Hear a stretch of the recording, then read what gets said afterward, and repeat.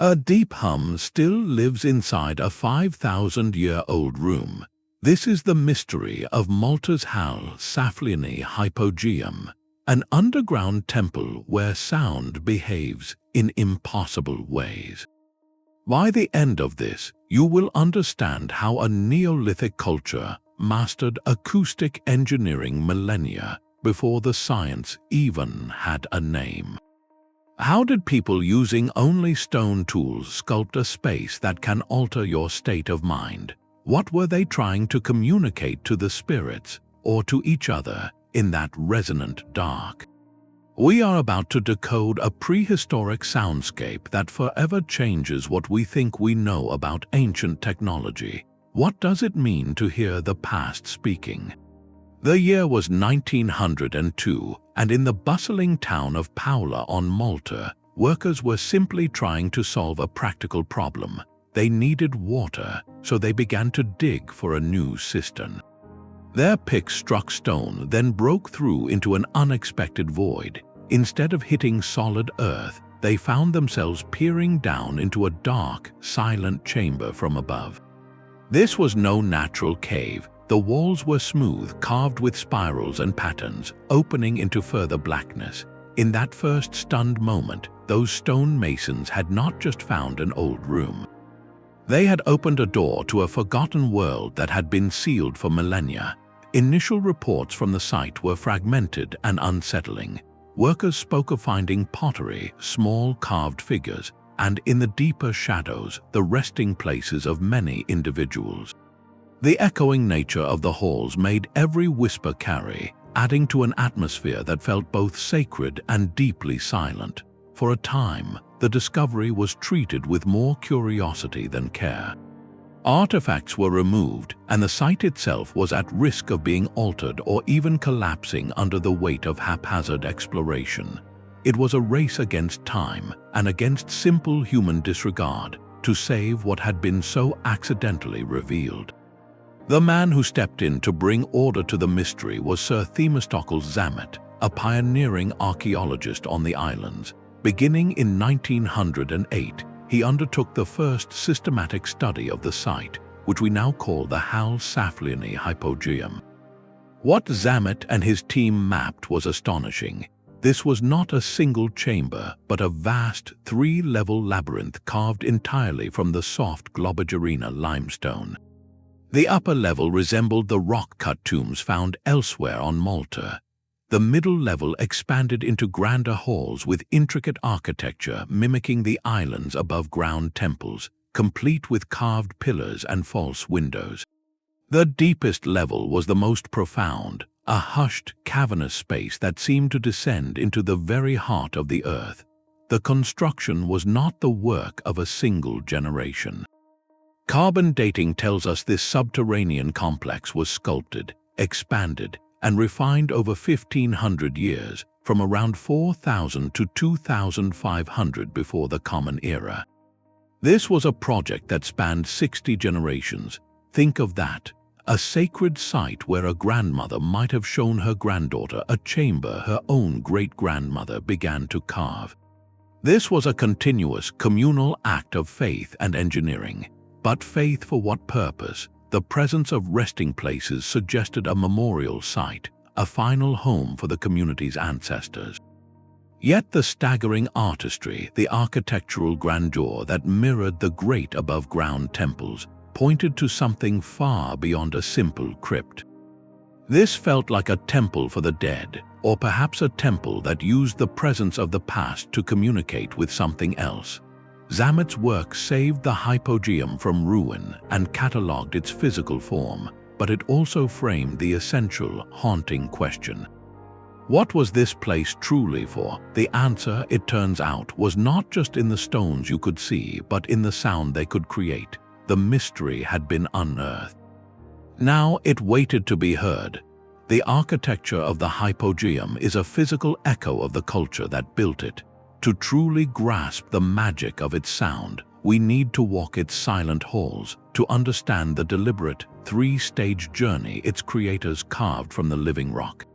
The entrance from the world above leads you down into the upper level. Here, the space feels functional, with a large central hall and smaller chambers branching off.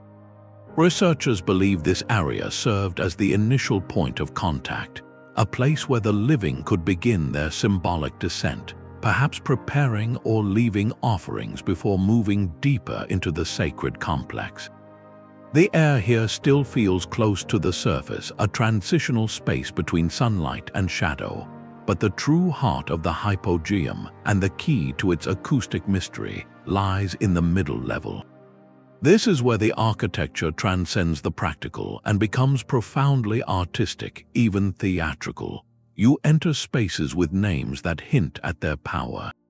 The main chamber, vast and imposing, the Holy of Holies, a niche carved with the meticulous detail of a stone tapestry, and most famously, the Oracle Room. This small, oval chamber is a masterpiece of Neolithic engineering.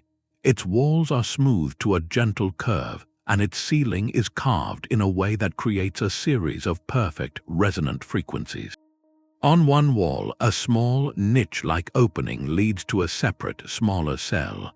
This is not just a window, it is a speaking tube, a designed channel for sound. A voice spoken softly into that cell does not just travel into the Oracle Room, it is transformed, amplified, and distorted into something otherworldly. It becomes a voice that seems to come from the stones themselves. The artistry here is not only in shape but in color. The walls of several chambers in this middle level are adorned with sweeping spiral motifs painted in red ochre. These spirals, a common symbol in Maltese temple art, are not mere decoration. They are a visual representation of energy, of cycles, of movement.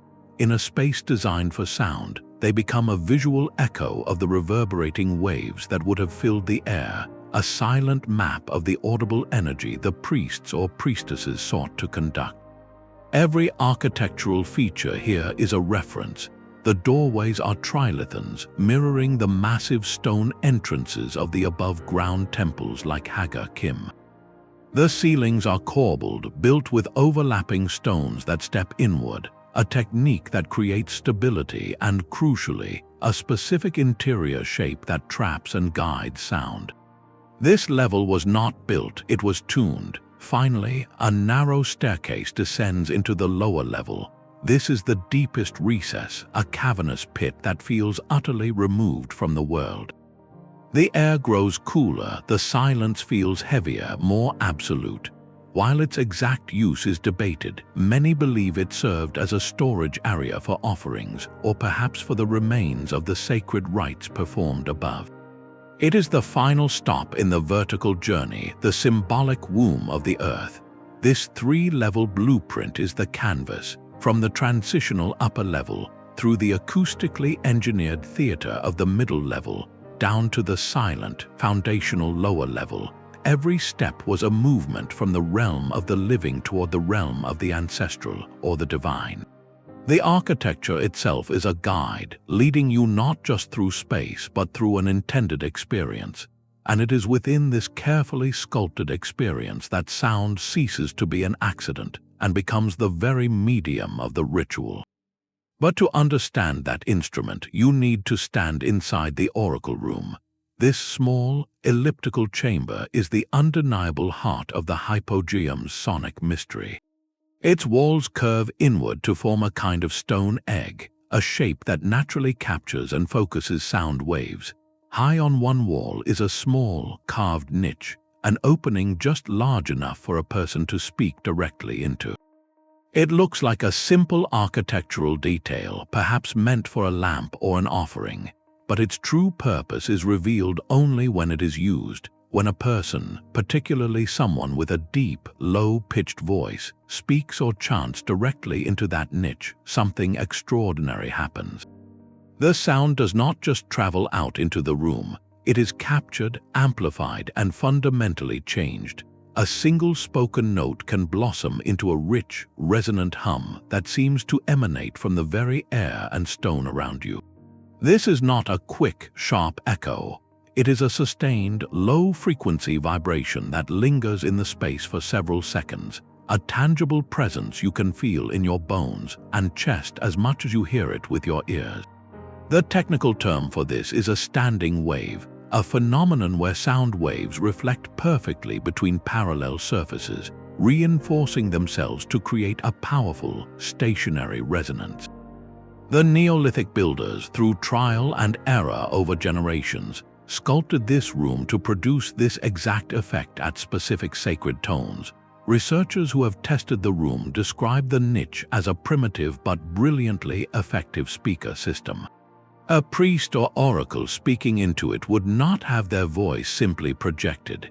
It would be transformed. The voice would become deeper, more powerful, and omnipresent, seeming to come from all directions at once. For a community gathered in the adjacent chambers, this would have been a profound experience. The words would not sound like they came from a person. They would sound like they came from the earth itself, or from the ancestors resting within it. This transforms our understanding of the space entirely. The oracle room was not a passive chamber for silent reflection. It was an active instrument, a technological device for ritual performance. The sound created within it was the primary medium, the sacred tool for bridging the human and the spiritual. The voice of the oracle, filtered and magnified by the architecture, became something more than human. It became the voice of the temple, and as that voice resonated through the stone, it would have traveled, connecting this sonic heart to the rest of the underground body in ways we are only beginning to measure. The precise frequency of that ancient hum has now been measured. Modern acoustic engineers, using digital tone generators and sensitive recording equipment, have confirmed the oracle room's most powerful resonant frequency is approximately 70 Hz. To put that in perspective, 70 Hz is the deep, vibrating note of a ritual drum or the lowest range of a male chanting voice. When a sound at this exact pitch is made within the chamber, the room does not merely echo. It activates. The stone walls absorb the energy and give it back, amplifying the tone into a sustained, physical presence that can last for many seconds after the source has stopped. The room itself becomes the instrument, and the note lingers in the air like a tangible object. This is not a vague acoustic effect. It is a specific, engineered phenomenon. The dimensions of the chamber, the curvature of its walls, and the properties of the limestone were all, intentionally or not, harmonically tuned to this one low frequency. The builders carved until the stone sang back at the correct pitch. This leads to a profound and unsettling question. Was this perfect resonance a happy accident, a fortunate byproduct of the room's size and shape? Or did these Neolithic artisans, working thousands of years before the formal science of acoustics, possess an intuitive, even calculated, understanding of harmonic principles? Given the sheer precision found elsewhere in Maltese temple architecture, the alignment of doorways with solstice sunrises, the balance of the massive stone blocks, many researchers lean toward intention. This was likely a technology of intuition, refined over generations through careful listening and adjustment. They learned by ear what we now measure with machines. But the mystery deepens beyond archaeology and enters the realm of human biology. Contemporary studies in the field of neuroacoustics, which examines how sound affects the brain, have revealed something remarkable. Frequencies in the range of 70 to 110 Hz, the very range of the hypogeum's resonance, have been shown to influence brainwave patterns.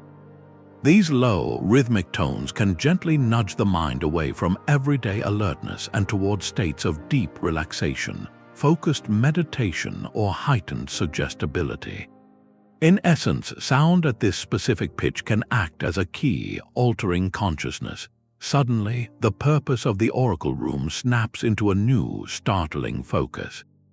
This was not just a system for amplifying a voice to sound godlike. It was an environment designed to change the mental state of everyone inside it. The sustained 70 Hz resonance, whether from a chanting voice or a drum, would have washed over participants, lowering their heart rates, slowing their brain waves, and preparing them for a ritual or visionary experience. The architecture was a delivery system for a psychological effect. The priests were not just speakers, they were conductors of a shared neurological journey. This bridges the gap between ancient stones and modern science, suggesting the builders of the Hypogeum understood, on a fundamental level, the direct link between sacred sound and the human spirit. They engineered a space where the boundary between the physical and the perceptual could be gently dissolved. The magic of the Hypogeum's sound lies not in its volume, but in its transformation. This is not a simple echo. A voice or a drumbeat within these chambers undergoes a kind of alchemy, its very character changed by the stone. Spoken words can travel around corners with a startling clarity, arriving in a distant room not as a muffled noise but with a distinct bell-like purity. The sound feels guided, as if following an invisible pathway carved into the air itself. This phenomenon moves us beyond basic reverberation into the realm of sophisticated sound modulation. The hard, smooth surfaces of the Globigerina limestone are the first key. Unlike rough, porous stone that would absorb and scatter sound waves, this polished rock acts like a mirror for audio. It reflects sound waves in clean, coherent patterns. Then, the specific shapes of the rooms come into play. The curved walls, the arched ceilings, the precise angles of the doorways all work together to direct these reflected waves. They act as a natural acoustic filter. Certain frequencies, particularly those lower, sacred tones, are reinforced and amplified as they bounce. Others are gently dampened or cancelled out. The result is an auditory environment that feels intentionally curated. Imagine the difference between shouting in a cluttered, furnished room and singing in a perfectly tiled shower. One space muddles sound, the other clarifies and enriches it. The Hypogeum achieves this on a monumental scale. A chant originating in the oracle room would not just be heard throughout the complex, it would be processed. By the time it reached the deepest chamber, it would have been stripped of harshness, leaving behind a resonant, low hum that felt both ancient and immediate. This level of sound shaping implies something profound. The builders possessed a deep, empirical knowledge of how sound behaves in space. They understood, through generations of observation and refinement, how to sculpt rock not just for structural integrity or visual beauty, but for acoustic performance.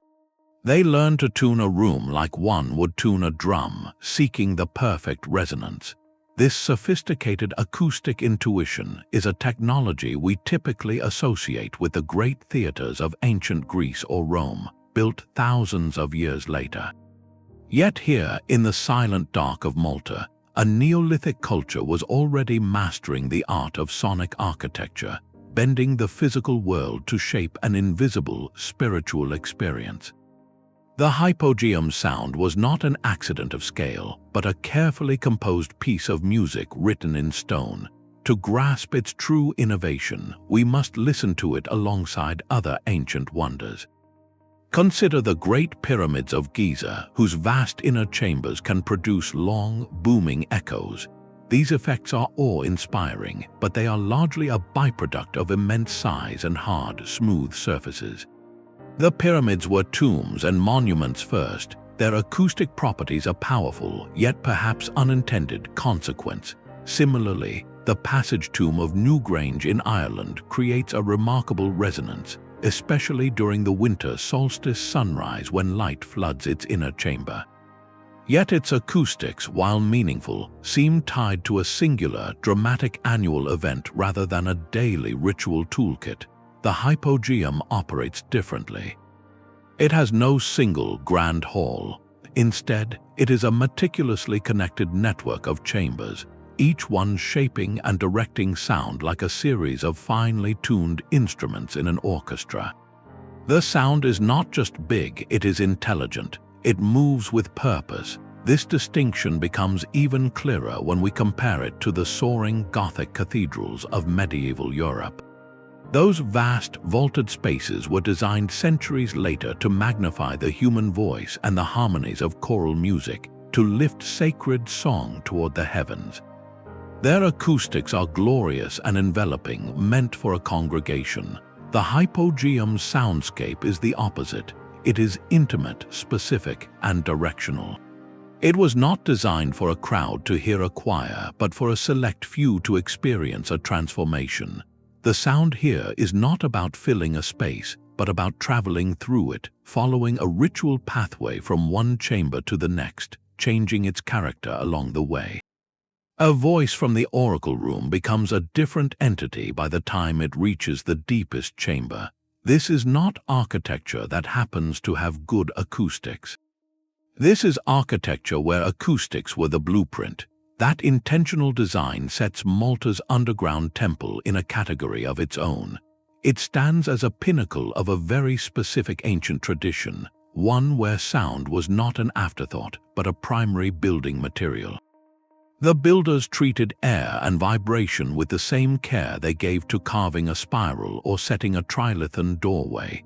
They were not just stoneworkers, they were the first audio engineers, composing spaces that could alter consciousness and convey the divine.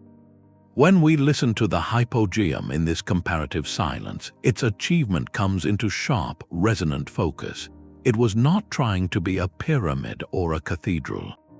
It was perfecting an entirely different kind of technology, one written not in words or equations, but in frequencies felt deep in the bone. And if sound was this central to their world below, what echoes might remain in their temples under the sun? The tools found at other Maltese temple sites are humble, almost shockingly so. Flint and obsidian blades, rounded stone hammers, antler picks, and wooden wedges.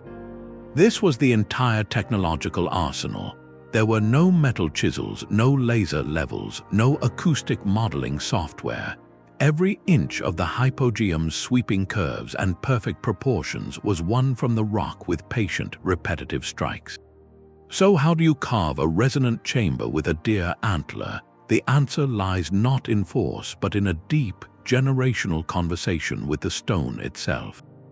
The builders likely began by listening. Before any major removal of rock, they would have tapped the limestone surface with a hammerstone, listening to the pitch and timbre of the ring. A clear, high-pitched ring indicated solid, flawless stone ideal for a smooth wall. A dull thud might reveal a hidden crack or a softer pocket, a flaw that could collapse or absorb sound. This simple act of tap testing was their first quality control, using sound to see inside the rock. Then came the shaping. Using harder stone hammers and antler picks, they would have pounded and pecked at the surface, gradually working it down. But the final finish, that mirror-smooth polish that turns walls into sound mirrors, likely involved an even simpler material: water. By mixing sand or crushed limestone with water to create an abrasive slurry, and then rubbing it over the surfaces with leather or stone, they could achieve an almost glass-like finish. This process did more than make the walls beautiful. It optimized them for sound reflection, removing microscopic roughness that would scatter and dampen precious vibrations. Ensuring the symmetry of an oval chamber or the parallel walls needed to create a standing wave required another kind of simple genius. A weighted string, a plumb line, would have been their guide to vertical truth.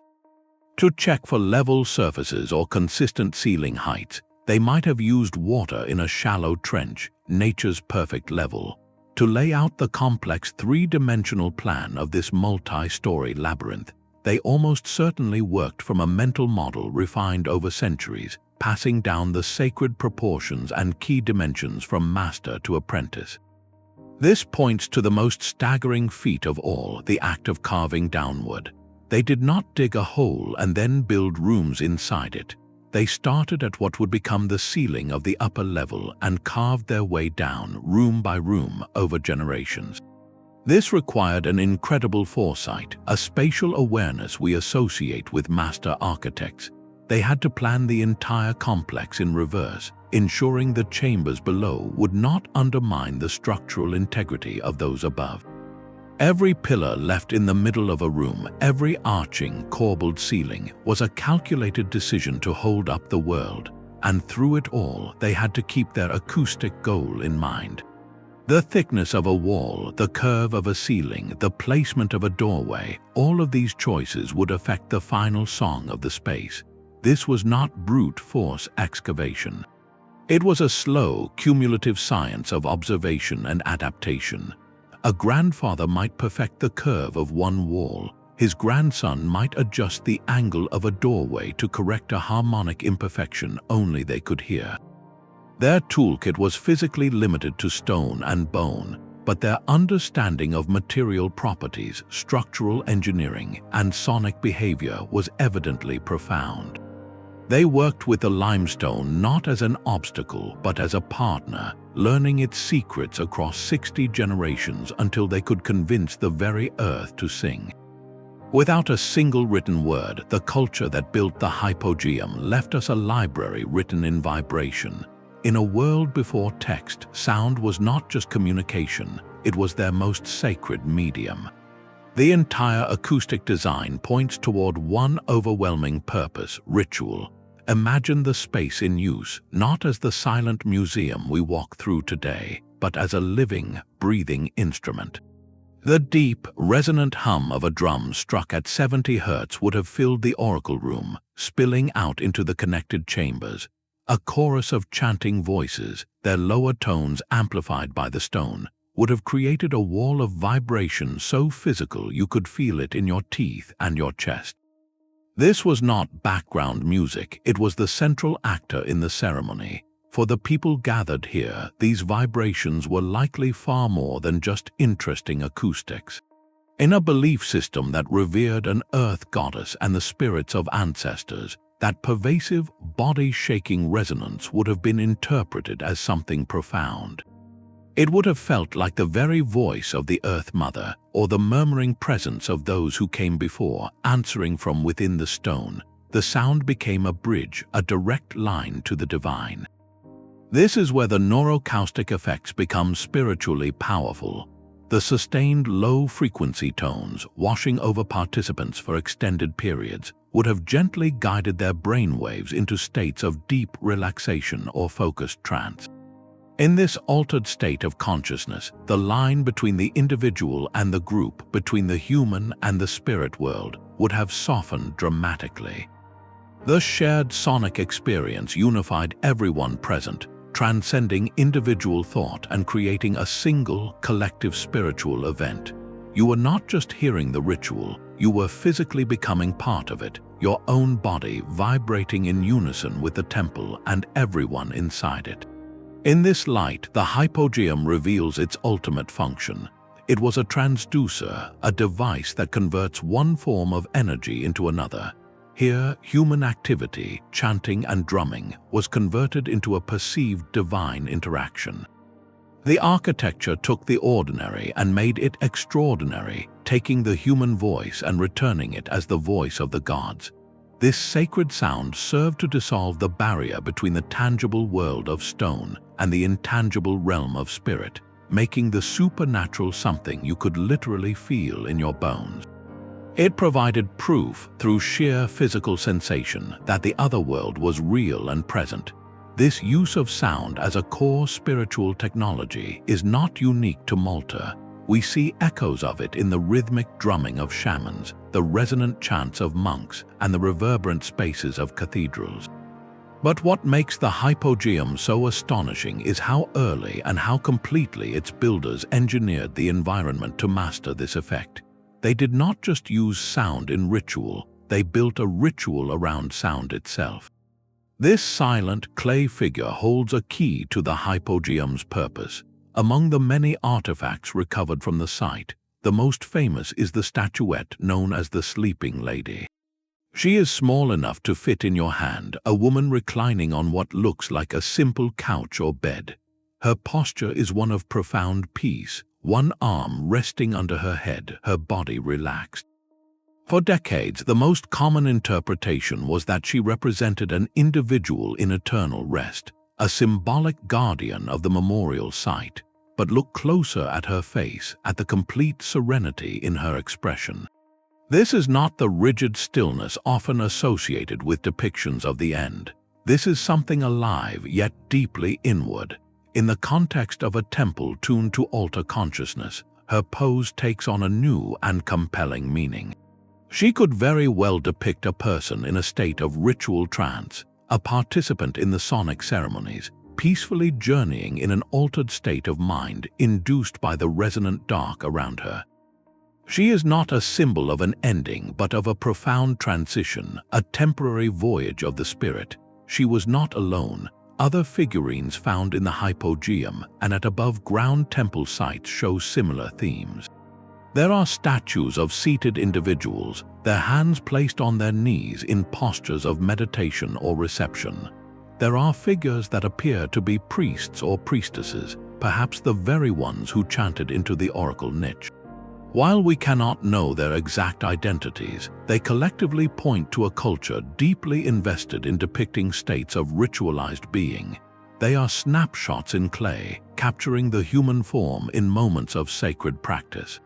And if the architecture was the tool to achieve those states, then these figurines are the portraits of its successful use. They give a face, a human form, to the invisible neurological effects the sound was designed to create. The clues extend beyond human forms to the abstract symbols carved and painted on the temple walls themselves. The most prevalent of these is the spiral. These swirling, circular patterns adorn the walls of the Hypogeum and every major above-ground temple on Malta. For a long time, they were seen as solar symbols, representations of eternity, or perhaps stylized plants. But consider their form in a space of sacred sound. A spiral is a perfect visual metaphor for vibration and resonance. It depicts a wave of energy moving inward and outward, a continuous cycle of motion. It is the shape a ripple makes on water, the pattern of a coiled spring ready to release energy. In an acoustic context, a spiral beautifully illustrates a standing wave, the very phenomenon that makes the oracle room hum. The sound does not travel in a straight line and stop. It swirls, it cycles, it sustains itself. These carved spirals may have been the Neolithic way of diagramming the invisible force they were harnessing. They are a symbolic language for sound itself, a permanent record of the vibrational energy they considered sacred. When you put these pieces together, the artifacts and the architecture tell a unified story. The figurines show us the intended human experience, a state of serene, altered consciousness. The spiral motifs give us a symbol for the invisible force that facilitated that experience, the power of resonant sound. And the temple itself is the machine that brought the symbol to life and applied it to the people. This trio of evidence, stone, clay, and symbol, forms a powerful corroboration. The activities within the Hypogeum were not casual gatherings, they were deeply sensory and psychological rituals. The entire environment, from the frequency of the hum to the posture of the clay figures, was engineered to guide the spirit on a specific journey. The sleeping lady does not sleep, she listens, forever captured in the resonant dream the temple was built to provide. For centuries, the stories were passed down as whispers, a mixture of local folklore and the stunned reports of early visitors who felt the strange vibrations in the dark. This was the realm of anecdote, of subjective wonder. Then, in the final decades of the 20th century, a new kind of listener arrived. They came not with candles and reverence alone, but with toolkits that could measure the invisible. Archaeologists began to partner with acoustical engineers and physicists, turning the ancient temple into a living laboratory. The goal was no longer just to describe the feeling of the space, but to decode its very language, to translate intuition into data. They brought in equipment that seemed from another world compared to the stone hammers that built the place. Highly sensitive microphones were placed at strategic points throughout the chambers. Digital tone generators, capable of producing a pure, single-frequency sound, replaced the human voice for testing. Three-dimensional laser scanners mapped every curve and angle of the interior with millimeter precision, creating a perfect digital twin of the Hypogeum. With this model, they could run acoustic simulations without ever setting foot inside. The key test they performed is known as an impulse response measurement. In simple terms, they created a sharp, sudden sound in a room, like a balloon pop or a clap, and used the microphones to record exactly how that sound behaved. They tracked how long it took to fade away, which frequencies lingered, and how the sound waves traveled from one chamber to the next. This process mapped the acoustic personality of every space. What emerged from these studies was the temple's acoustic fingerprint, a set of precise, numerical facts that confirmed the ancient magic. They quantified the oracle room's primary resonant frequency at that now famous 70 Hz. They measured reverberation times, showing how sound persisted in the air for several seconds, much longer than in an ordinary room. They traced clear sound transmission paths, proving that a voice in one chamber could be heard with startling clarity in another distant one, not by accident but by design. This was the pivotal shift. The deep hum was no longer just a spooky story or a subjective feeling. It was a measurable, repeatable physical phenomenon, as real as the limestone itself. The data transformed respectful speculation into concrete evidence. Today, this scientific investigation is far from over. Each new technological advance offers another lens. Advanced audio software can now filter out modern background noise, attempting to recreate the pristine soundscape of 5,000 years ago. New scanning techniques reveal subtle tool marks and finishing processes that hint at how the builders tested their work, perhaps by listening as they carved. Every dataset adds another layer to our understanding, revealing a sophistication that continually pushes the boundaries of what we believed a Neolithic culture could achieve. The stones are no longer silent. They are speaking in the precise language of frequency, wavelength, and resonance, and we are finally learning how to listen. But what does the Hypogeum's ancient song actually sound like to a modern ear?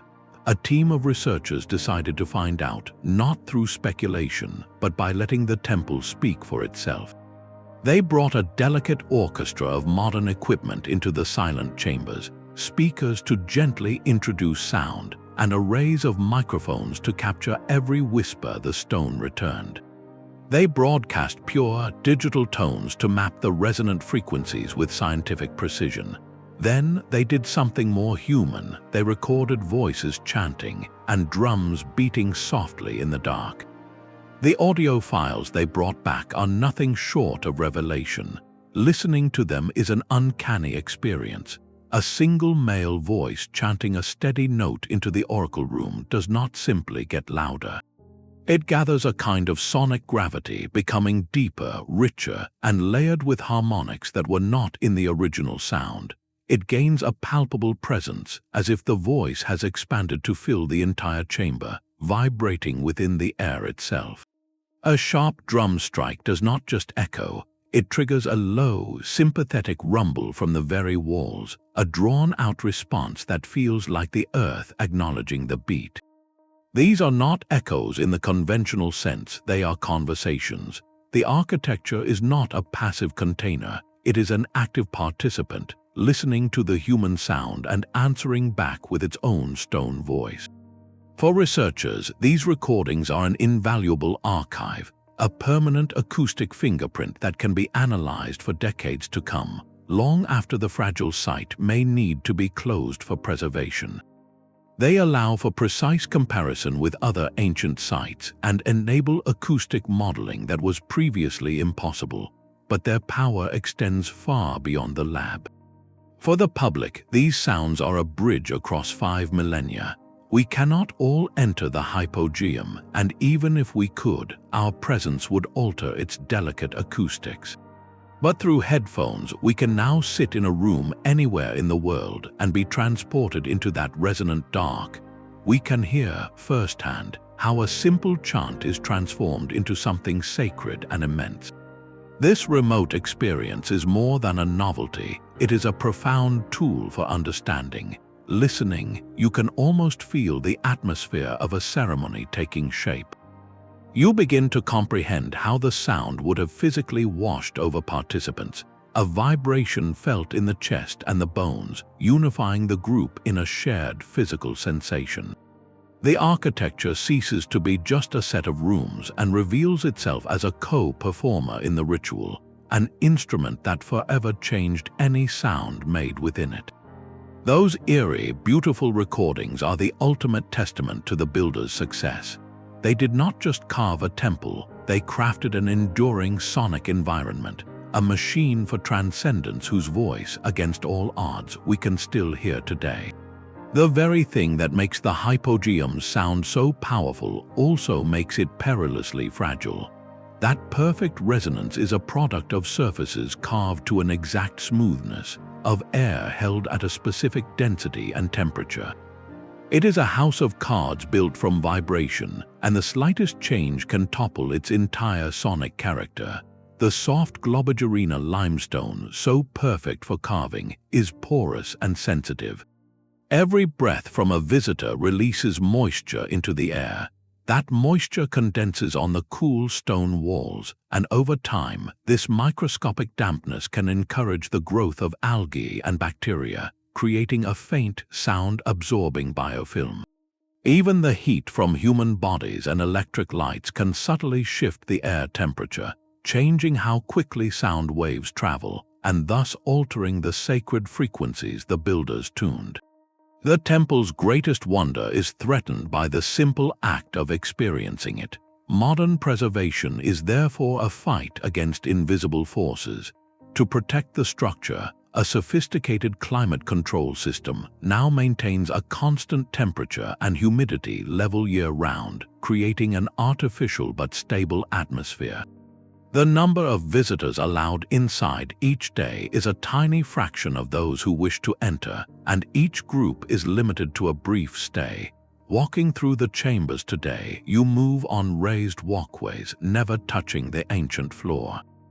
It is a necessary distance, a barrier erected out of profound care. This creates a poignant and difficult tension. How do we truly understand a space designed for collective sonic ritual if we can only experience it in isolated, enforced silence? Our scientific tools, the microphones and scanners, give us incredible data, but they cannot replicate the shared human experience of a ceremony vibrating through 50 people gathered in that dark. We are forced to study the instrument under glass, never allowed to hear it played at full volume for fear it will break. This preservation challenge is, in its own way, a modern echo of the ancient builders' own meticulous work. They spent generations listening and adjusting, fine-tuning their environment to achieve an acoustic ideal. Today, we spend our efforts trying to freeze that ideal in time, to protect it from the natural processes of decay and the unavoidable impact of our own fascination. It is a race not of creation but of stasis, asking us what we value more, the fleeting chance to hear the past with our own ears, or the certainty that it will remain intact for future generations to study in silent awe. The Hypogeum now holds its breath, its song preserved but perpetually muted, waiting in a careful, curated twilight. The central enigma hums louder than any tone. How could a Neolithic culture, without a written language or the mathematics of wave theory, engineer such precise acoustics? The stones sing, but the blueprint is silent. Several compelling theories attempt to bridge this gap, each offering a different window into a prehistoric mind. The most widely accepted model is one of deep, empirical mastery passed down through generations. This was not a science of equations, but a science of careful listening and patient adjustment. Imagine a master builder, not with a calculator, but with a keen ear and a lifetime of experience. He would tap a newly carved wall and listen. If the ring was wrong, if the sound died too quickly or buzzed unpleasantly, he would instruct an apprentice to smooth a curve here, or adjust the angle of a doorway there, millimeter by millimeter, over seasons. This knowledge, the relationship between a specific shape and the sound it produced, became sacred oral tradition, a craft secret refined over 60 generations until the desired resonance was locked into the stone.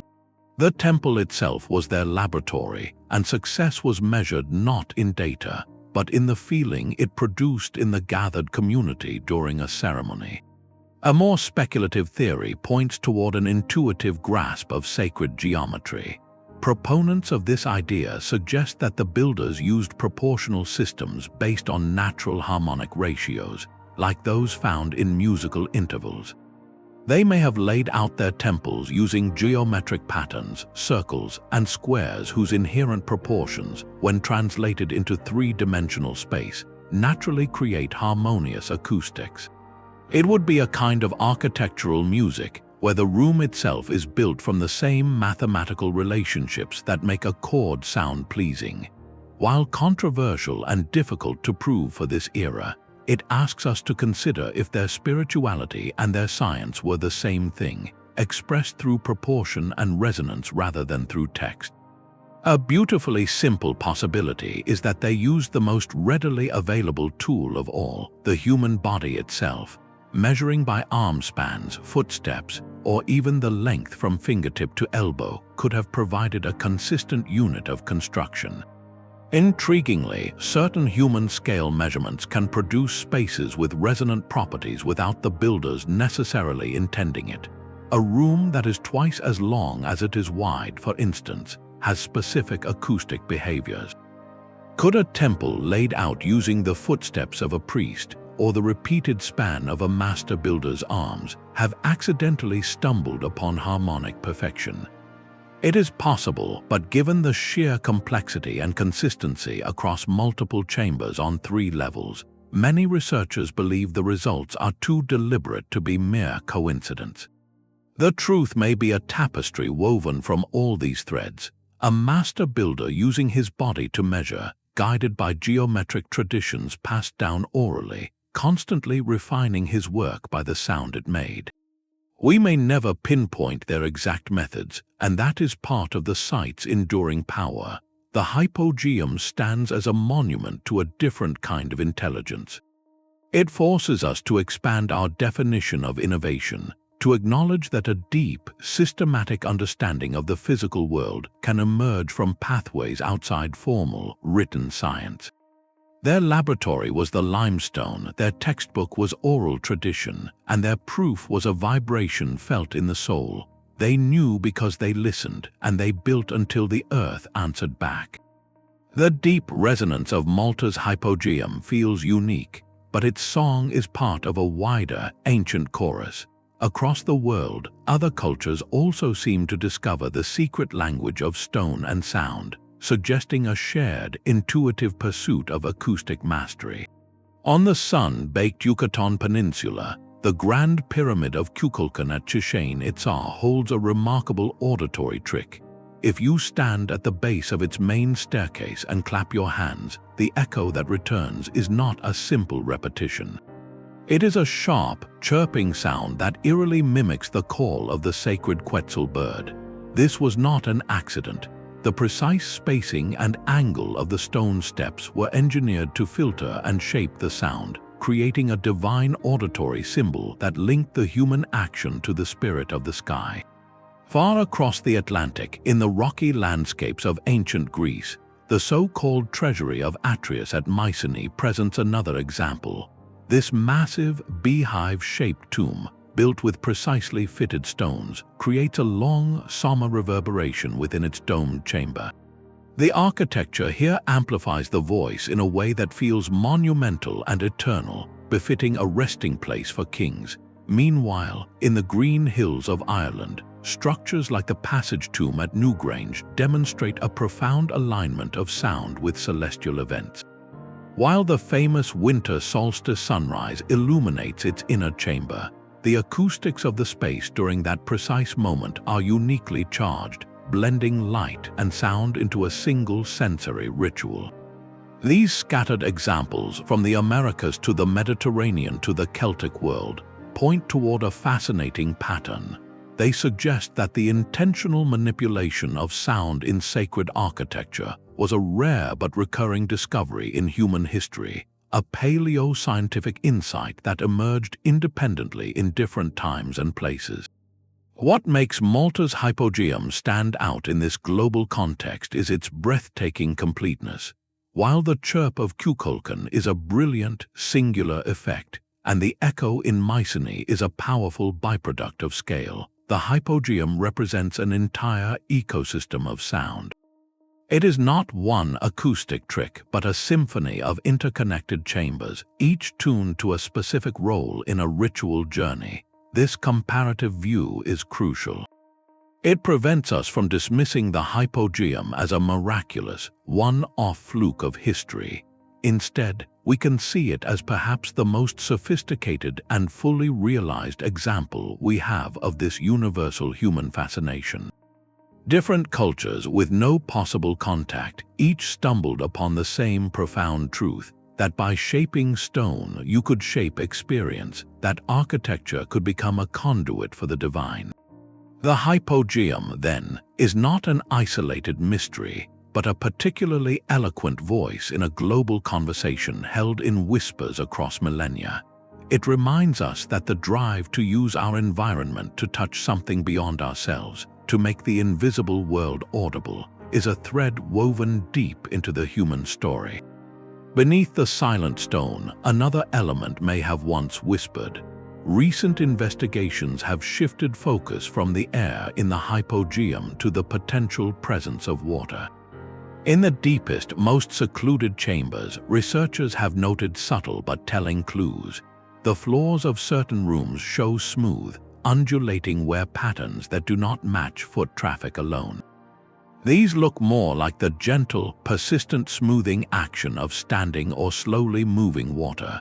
Furthermore, geological studies of the site suggest the natural water table in this area could have periodically risen, seeping into the lowest levels of the complex.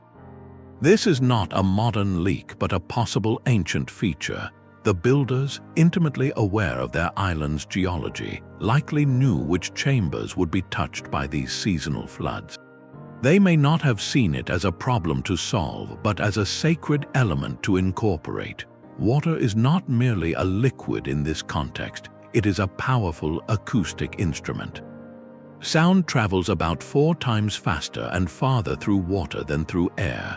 A low chant or drumbeat in a chamber with even a few inches of standing water would have been transformed. The vibrations would have traveled through the liquid medium, coupling with the stone floor and walls, creating a richer, more complex resonance. The already potent 70 Hz hum of the oracle room could have gained a deeper, more physical bass note, a vibration felt not just in the chest but rising through the very soles of the feet. Imagine the sensory impact of a ritual in such a space. Participants might have stood in cool, shallow water, their movements creating ripples that interacted with the sound waves in the air above. The combination would have been overwhelming, a total immersion where the boundaries between body, sound, and element blurred completely.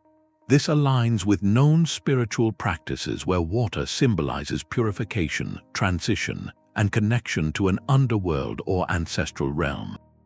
A ceremony here would have engaged every sense: the cool touch of water, the sight of flickering light on its dark surface, the enveloping smell of damp stone, and the profound, body-shaking resonance of the sound. This hypothesis changes our understanding from a static, dry acoustic hall to a dynamic, living system. The Hypogeum's soundscape may have changed with the seasons, reaching its most powerful, immersive state during times of natural flooding. This ties the temple's most profound experiences directly to the rhythms of Malta itself, to the rains and the water table, making the sacred not a human creation alone, but a collaboration with the island's own pulse. The builders did not just carve a temple from the rock, they may have harnessed the very water within it, conducting their rituals in a space that was, quite literally, alive with resonance. The data gives us the map, but the human stories are the journey. For over a century since its rediscovery, visitors to the Hypogeum have walked out with something more than photographs. They carry with them a collection of sensations that defy easy measurement. Early explorers wrote of an overwhelming silence that felt heavy, almost alive. Modern guests moving through the carefully controlled climate of the preserved site still report a startling range of physical and emotional responses. Some describe a sudden, profound sense of peace, a quieting of the mind as they enter the deeper chambers. Others speak of a subtle unease, a feeling of dizziness or disorientation, as if the solid ground beneath them is not as stable as it seems. A common thread is the sensation of being watched, not by anything malevolent but by a deep, patient presence within the stone itself. These are not ghost stories in the traditional sense. They are consistent, personal accounts of a space that actively engages the human nervous system. The most frequent reports center on the oracle room. Even in its current protected state, many visitors describe feeling a tangible energy there, a vibration in the air that is felt more in the body than heard by the ears. It is a hum sensed in the bones, a low-frequency presence that seems to resonate with something internal. While a scientist would point to the measurable 70 Hz standing wave as the physical cause, the visitor experiences it as something far more personal, an encounter with the ancient itself. This divergence is precisely the point. The neuroscience explains the mechanism, the acoustic data charts the method, but these personal testimonies capture the intended outcome. The builders did not carve this labyrinth to achieve a perfect reverberation time on a chart. They engineered it to create awe, to evoke mystery, and to facilitate a connection to something beyond the ordinary. The dizziness some feel may be a vestige of the altered states the sound was designed to induce. The profound peace others encounter might echo the ritual tranquility sought by participants millennia ago. These subjective experiences form a living, breathing layer of the Hypogeum's legacy. They prove that the temple's power was not locked in the past. The carefully tuned environment still communicates with us on a primal, human level, bypassing intellect to speak directly to our senses and our emotions. The stones were shaped to affect people, and after 5,000 years they still do. Mystery has a gravitational pull, drawing in stories that sometimes drift far from the stones themselves. Among the most persistent tales surrounding the Hypogeum is the idea that it functioned as a kind of Neolithic hospital, a healing center where specific sound frequencies were used to cure illness and mend the body. Another dramatic claim suggests the resonant power within the oracle room was so intense it could physically shatter crystal or even rearrange molecular structures. And then there are the grander narratives linking the temple's builders to the legendary engineers of Atlantis, suggesting a lost, advanced civilization bestowed this knowledge upon Malta. These are captivating ideas, the stuff of thrilling novels and speculative documentaries. They speak to our desire for the past to be even more magical, more technologically profound than we can readily comprehend. Yet when we hold these claims against the meticulous work of archaeology and acoustical science, they begin to unravel. There is simply no material evidence within the Hypogeum, no artifacts or inscriptions that points to medical practices or the manipulation of physical matter with sound. The notion of a healing center, while appealing, projects a very modern concept of frequency-based therapy onto a culture whose understanding of wellness was almost certainly intertwined with spiritual, not physical, restoration. The idea of sonic levitation or matter disruption belongs to the realm of theoretical physics, not the archaeological record of a Stone Age society. These stories, though imaginative, often rely on taking a genuine phenomenon, the measurable acoustic resonance, and extending its implications far beyond what the site itself can support. This does not diminish the Hypogeum's reality. In fact, clearing away the layers of speculation allows the authentic achievement to shine with even greater clarity. The true wonder lies not in imagined super technologies, but in the demonstrable, peer-reviewed fact that a Neolithic community, using only stone and bone, orchestrated a space of such sophisticated acoustics. They did this through observation, through generational patience, and through a deep, intuitive collaboration with their environment. This is not a lesser story, it is a more human and ultimately more astonishing one. By focusing on the evidence, we honor the actual intelligence and artistry of the builders. We engage with what they left behind, rather than what we might wish they had accomplished. The resonant dark of the Hypogeum does not need the cloak of Atlantis to be profound. Its own quiet, enduring song, a 5,000-year-old conversation between human intention and the voice of stone, is a mystery worthy of our deepest respect. The stones themselves cannot be moved, but their precise echo can now travel anywhere in the world. This is the promise of digital acoustic simulation, a tool that builds a perfect, intangible twin of the Hypogeum from pure data. It begins with a sweep of laser light. Three-dimensional scanners map every curve, every niche, every microscopic undulation in the limestone walls, capturing the temple's geometry with an accuracy of less than a millimeter. This cloud of data points becomes the foundation for a virtual model, a ghostly digital replica that exists inside a computer. Once this model is complete, acoustic software takes over. This software is programmed with the fundamental physics of sound, how waves reflect, diffract, and absorb.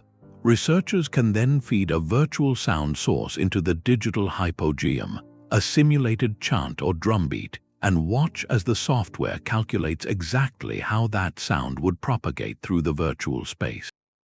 They can see the sound waves, like ripples in a pond, expand and bounce from the walls in a colorful, animated map. This process unlocks a form of virtual archaeology that was once pure fantasy. Scientists can run experiments that would be impossible in the real, fragile site. They can strip away centuries of microscopic wear and digitally restore the walls to their original, glass-smooth finish, listening to how much brighter and clearer the resonance would have been. They can simulate the presence of standing water in the lower chambers, adding that liquid element to the model and hearing how it deepens and enriches the sound. They can even model different ritual scenarios, placing virtual sound sources in specific locations, like a drummer in the oracle room and a chorus in the main chamber, to understand how the complex interplay of sounds would have washed over a participant standing in a third space. The result is more than a graph, it is an auditory window. For the first time, we can hear a scientifically informed reconstruction of what a ceremony might have actually sounded like, free from the muffling effects of modern air conditioning or the subtle damage of time. This technology also serves a vital preservation purpose. It offers a path to democratize wonder. Through detailed virtual reality experiences or high-fidelity audio simulations, people who may never set foot on Malta can still stand virtually in the oracle room and feel the resonance in their bones. Students can explore the site interactively, testing how sound moves from chamber to chamber with the click of a mouse. This expands access exponentially while reducing physical pressure on the ancient stone. The digital twin does not replace the profound silence of the real Hypogeum, but it becomes its most eloquent ambassador, carrying the ancient song into the future without ever risking a single whisper of harm to the original. Around 2,500 years before the Common Era, the entrance to the Hypogeum was deliberately sealed with a massive stone slab. The last person to leave walked away, and the resonant dark fell into a silence deeper than any it had known. This was not a sudden catastrophe, but a careful, final act. It coincided with the wider, mysterious collapse of Malta's entire temple culture. The great above-ground complexes like Hypogeum and Mnajdra were also abandoned. A society that had spent 1,500 years mastering stone and sound simply vanished from the historical stage. Why? Theories offered by researchers are as haunting as the silence itself. A shift in climate could have brought prolonged drought, straining the island's fragile resources. Centuries of intensive farming and construction may have depleted the very landscape that supported them. Social structures, perhaps centered on the powerful priestly class that orchestrated the rituals, might have fractured from within, or some suggest newcomers may have arrived by sea, bringing different beliefs that displaced the old ways.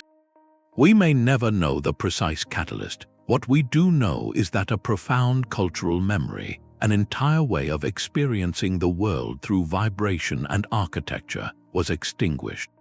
The knowledge of how to use the Hypogeum, the meanings behind its chants, the specific rituals that made its stones sing, all of it faded from living memory. This abandonment adds a profound layer of poignancy to the acoustic mystery we study today. The builders left behind a perfect instrument, but took the sheet music with them. For over 4,000 years, the engineered soundscape lay dormant. The standing waves in the oracle room cycled unheard. The speaking tube carried no voices.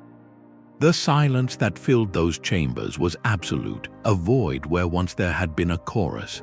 This forces a humbling reflection on the fragility of human knowledge. A sophisticated technology of experience, refined over 60 generations, was utterly lost. It was not written down because writing did not exist there. It lived only in the minds of the practitioners and in the resonant feedback between their voices and the stone. When the last keeper of that tradition died, the knowledge died with them. All that remained was the physical shell, a cryptic and beautiful clue that would wait millennia for anyone to even begin deciphering its purpose. The story of the Hypogeum, then, is not only a story of innovation but a story of silence. It is a reminder that great cultural achievements are not permanent. They are sustained by a chain of memory, by the continuous act of passing understanding from one generation to the next.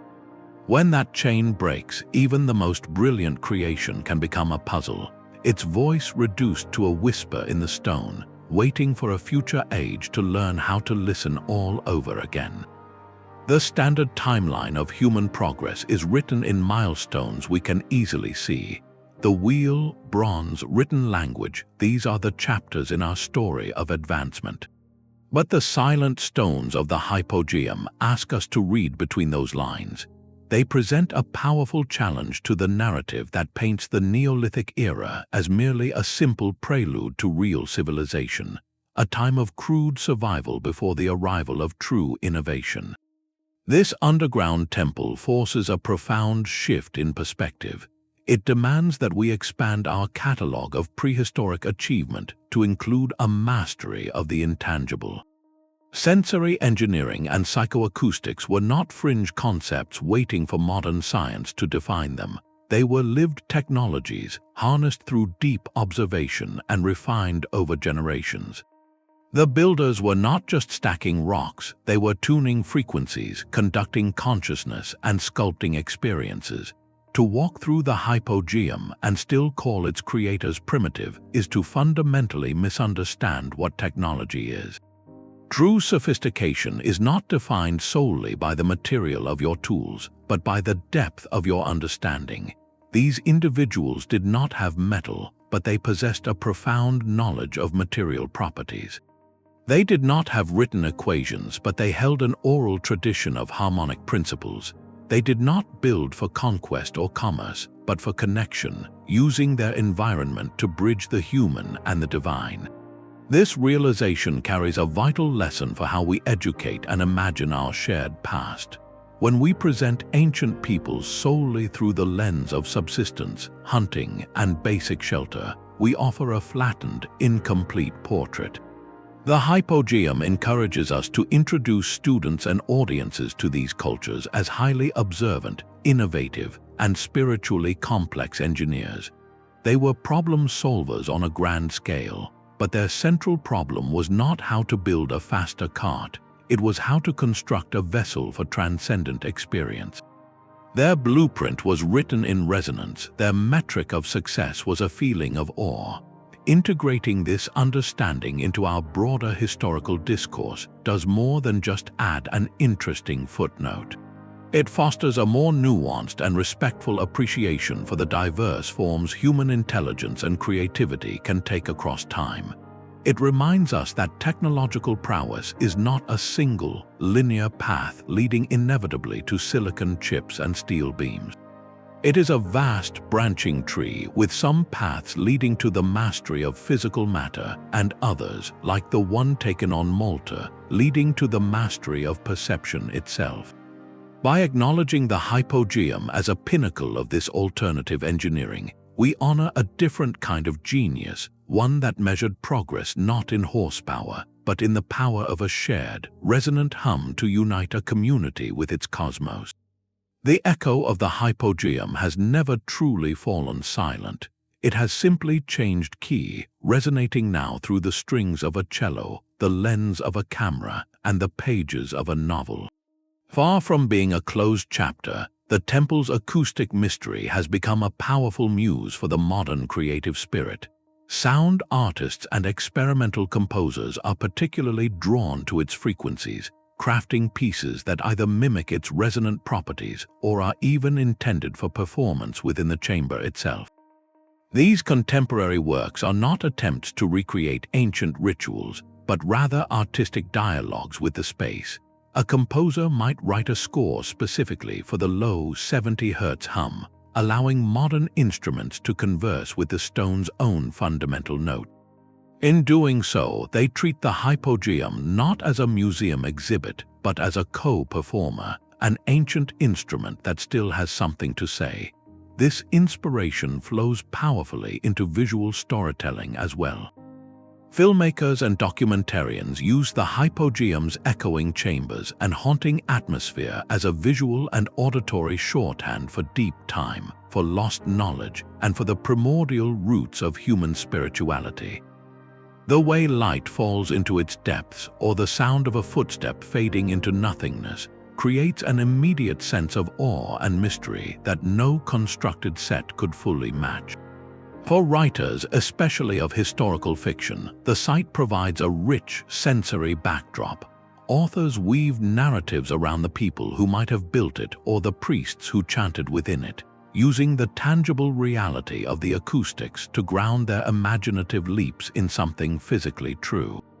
The cold, smooth stone, the oppressive silence, and the sudden shock of resonance become characters in their own right. This vibrant cultural afterlife is profoundly significant.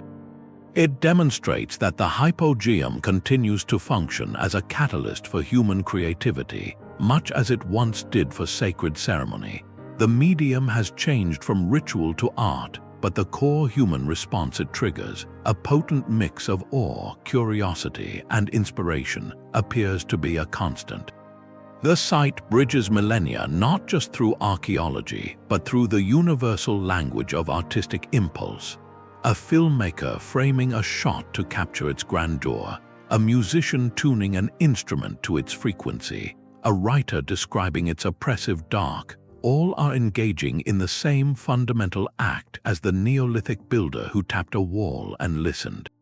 They are seeking a connection, trying to translate an overwhelming experience into a form others can share. Therefore, the Saflieni Hypogeum is not a dead relic locked in the past. It is a living source of inquiry. Its ancient, engineered sounds have escaped the confines of limestone and now find new forms of expression in digital recordings, orchestral compositions, and cinematic scenes. This ongoing conversation between the ancient and the modern ensures that the temple's most profound legacy, its ability to stir the human spirit and ignite the imagination, remains very much alive. The stones may be silent, but the ideas they inspire are louder than ever. The privilege of stepping into the Hypogeum comes with a profound responsibility. You do not simply buy a ticket and walk in. access is a carefully managed ritual in itself, with daily visitor numbers capped at a mere 80 people worldwide. Each small group is allotted only a single hour within the sacred dark, moving along raised walkways under the watchful eye of a trained guide, all within a climate-controlled bubble of carefully managed air. This is not tourism as usual. It is a deliberate, high-stakes model of preservation, one that treats the ancient temple not as an attraction, but as a patient in intensive care. Every rule, from the ban on touching the walls to the prohibition of photography, is a lifeline thrown to a 5,000-year-old song on the verge of fading away. This framework sets a powerful new standard for how we interact with our most fragile heritage. It asks a difficult but essential question of us all. What does it mean to truly experience a place like this? The old model of mass tourism, where thousands stream through a site each day, would be a death sentence for the Hypogeum's delicate acoustics. The moisture from our breath, the heat from our bodies, the cumulative vibration of our footsteps, these are silent forces of erosion. So the definition of a successful visit must be rewritten. Here, success is not measured by how long you stayed or how many photos you took. It is measured by the depth of your engagement and the lightness of your footprint. You are not a consumer, you are a temporary guardian. For those who secure a place, the strict limitations become an unexpected gift. The small group size means you are never jostled by a crowd. The enforced silence, broken only by the guide's hushed narrative, allows the weight of the space to settle upon you. The cool, still air and the knowledge that your time is precious sharpen your senses. You listen more intently, you observe more carefully. Every carved spiral, every shadow in the oracle room feels like a secret being shared with only a few. This constrained access transforms the visit from a casual sightseeing stop into a contemplative pilgrimage. The anticipation built over months of waiting, the solemnity of the rules, all serve to prepare you for a moment of genuine connection. You are not walking through a museum exhibit, you are entering a conversation with deep time, and the rules ensure you speak in a whisper. This ethical approach is the only way the Hypogeum's whispers can survive. It ensures that a child born 50 years from now might still stand in that same cool dark and feel the same resonant awe that we can feel today. It makes every visitor a partner in preservation, a link in the chain that stretches back to the builders themselves. In learning to experience without exploiting, we become part of the temple's enduring story, ensuring its silent song never truly ends. The true voice of the Hypogeum emerges only when many different kinds of listening happen at once. This is not a puzzle for any single expert to solve alone. To decode its 5,000-year-old song, we have needed a modern chorus of disciplines, each bringing a unique instrument to the same ancient stage. The archaeologist arrives with a trowel and a timeline, piecing together the cultural story from pottery shards and the arrangement of bones.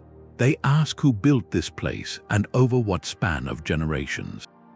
The acoustical engineer follows with microphones and tone generators, translating the eerie feeling in the oracle room into hard data, charts of frequency and reverberation time. They ask how the space manipulates sound. Then the physicist steps in, creating mathematical models of how those sound waves bounce and combine, explaining why a curved wall creates a standing wave. They ask about the underlying principles. The neuroscientist listens to the data and offers a hypothesis, suggesting how those specific low frequencies might gently nudge brain activity toward states of meditation or awe. They ask what the sound does to the human mind, and always the conservator stands watch, monitoring the humidity and the temperature, ensuring that this delicate instrument is not worn away by the very act of being studied. They ask how we can protect this fragile song for the next century. No one of these specialists holds the master key. The archaeologist cannot measure a hertz. The physicist cannot interpret a carved spiral's spiritual meaning. The neuroscientist cannot feel the weight of 1,500 years of continuous ritual practice. Their strength lies in their collaboration, in the moment when a graph of acoustic data is laid beside a map of burial niches and a new, deeper question emerges. This synthesis is the future of understanding our most complex heritage. It actively breaks down the old academic silos, the walls that once separated the study of culture from the study of physics, the study of art from the study of biology.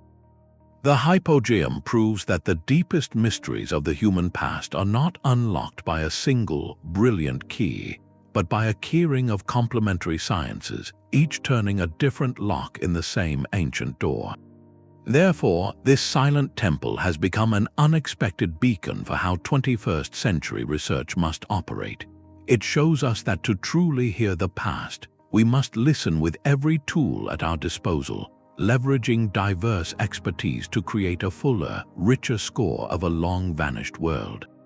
The story written in those stones is not just one of ritual, but of resonance, not just of belief, but of biology, not just of architecture, but of atmospheric science. Only by weaving these threads together can we begin to comprehend the magnificent, humming tapestry the builders left behind. Even with a map of its frequencies, we do not know the music that was played.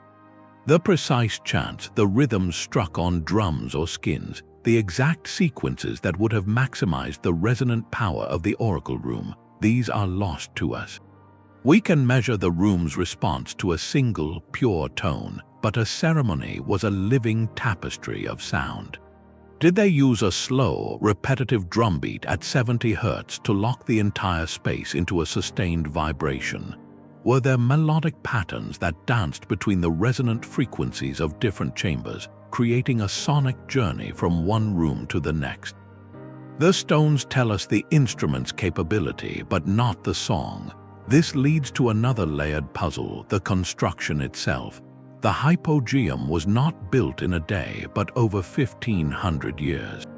Did the earliest chambers, the first rough cuts into the limestone, already possess some resonant quality that inspired the builders to refine it over generations? Or was the acoustic perfection a late discovery, an emergent property that only became clear once multiple chambers were connected, causing later builders to carefully sculpt and tune what their ancestors had begun? We can only theorize about the moments of revelation, when a priest or a craftsperson first heard the stone answer back in a new and powerful way. Modern tools now allow us to ask even subtler questions.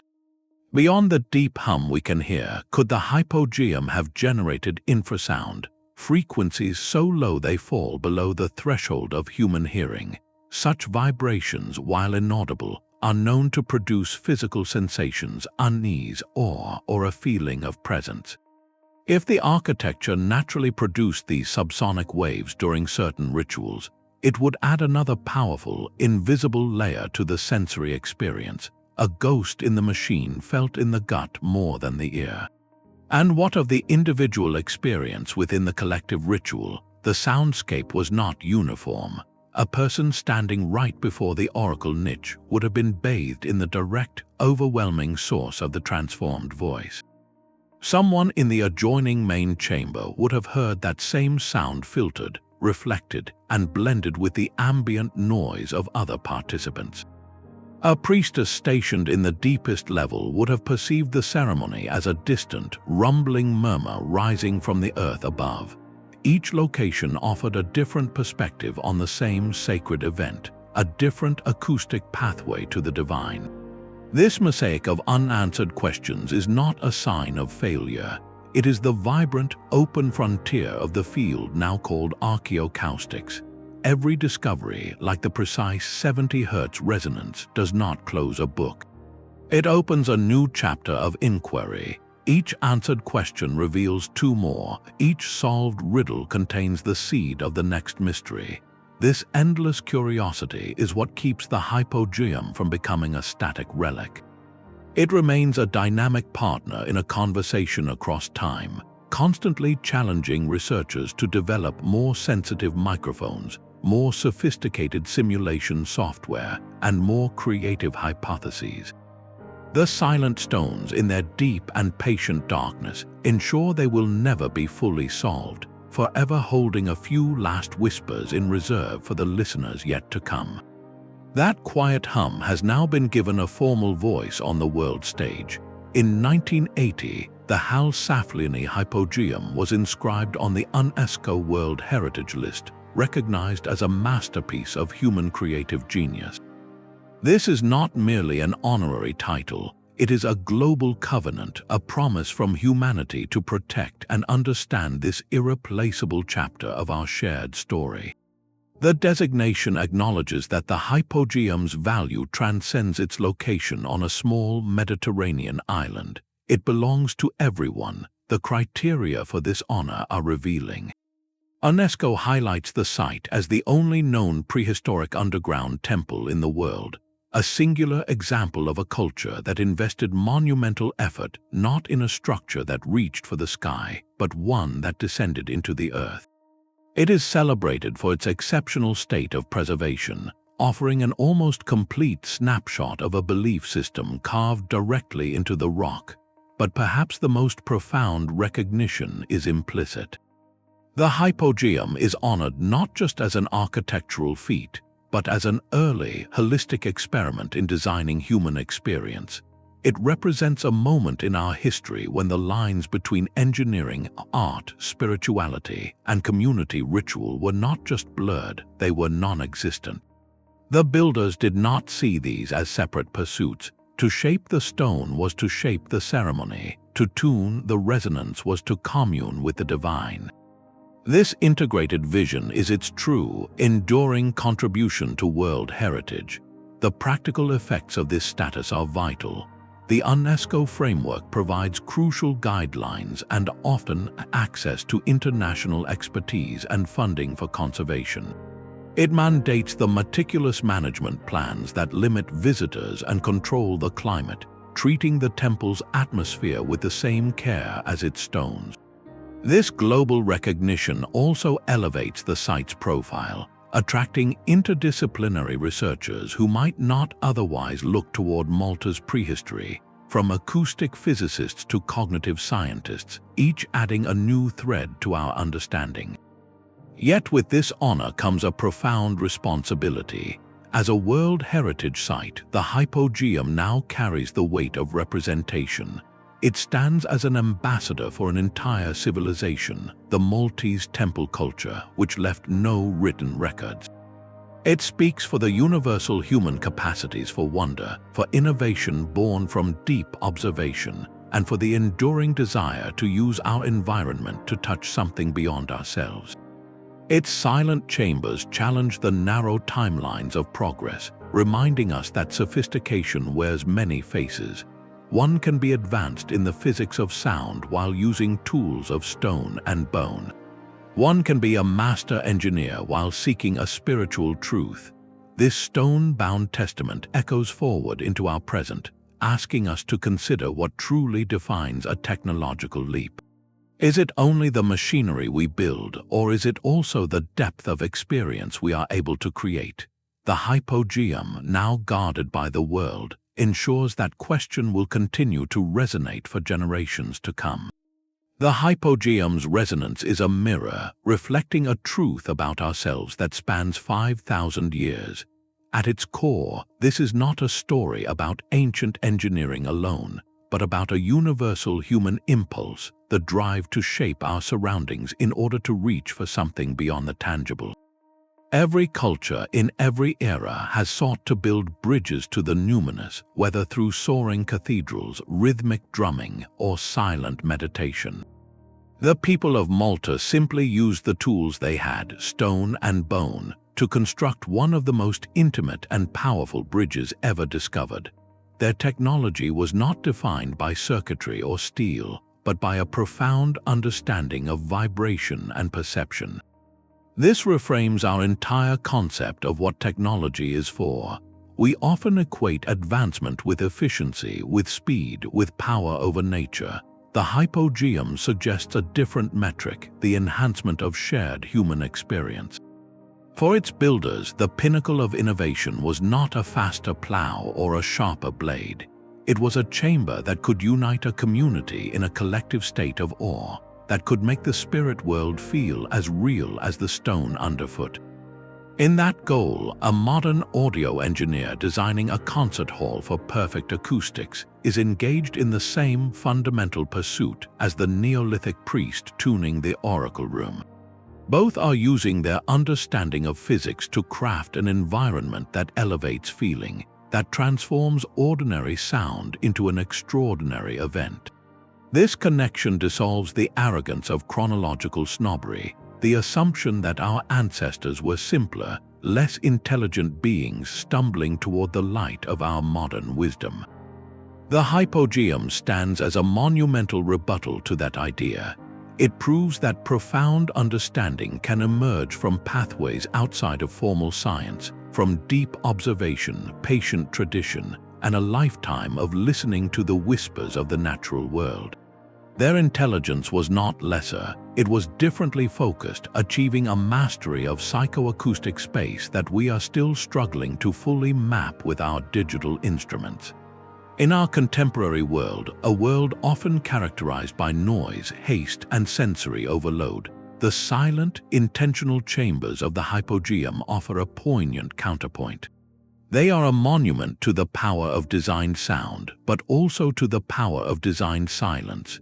The builders understood that sacred experience required a curated environment, a vessel carefully prepared to hold a specific kind of magic. This invites a quiet but urgent question for us today. How are we shaping our own sonic environments? What experiences are we building into the spaces where we live, work, and gather? Our world is filled with sound, but so much of it is accidental, intrusive, a chaotic byproduct rather than an intentional design. The legacy of Malta challenges us to listen more carefully, to consider the soundscape not as background, but as architecture for the mind and spirit. What echoes, what resonances are we creating for future generations to uncover in the spaces we leave behind? The stones of the Hypogeum do not just ask us to understand the past, they ask us to reflect on the quality of our own present and the legacy of experience we are crafting for the future. The deep hum of the oracle room has finally faded, but its vibration lingers within us. Our journey into the resonant heart of Malta's Hypogeum has revealed a world where stone was not just carved, but tuned, where architecture was not just seen, but heard and felt with the whole body. We have walked alongside archaeologists and acoustical engineers, mapping the precise 70 Hz frequency that still animates the ancient dark. We have stood with the imagined participants in rituals where sound became a bridge to the ancestors, a technology of the spirit built from patience and profound listening. From the challenges of preserving its fragile echo to the modern science that confirms its intentional design, this story reshapes our understanding of a distant past. It proves that sophistication is not defined by the material of our tools, but by the depth of our understanding. The builders of the Hypogeum measured progress not in horsepower, but in the power of a shared resonance to unite a community with its cosmos. Their legacy is a quiet, persistent challenge to the timelines we write for ourselves, a reminder that human genius has always worn many faces. This exploration urges us to listen more closely, not only to history, but to each other and to the spaces we inhabit today. What echoes are we building into our own world? If this journey has changed how you hear the world around you, we would love to hear your thoughts in the comments below. For more voyages into history's greatest mysteries, be sure to subscribe. Thank you for listening to the echoes of a forgotten science.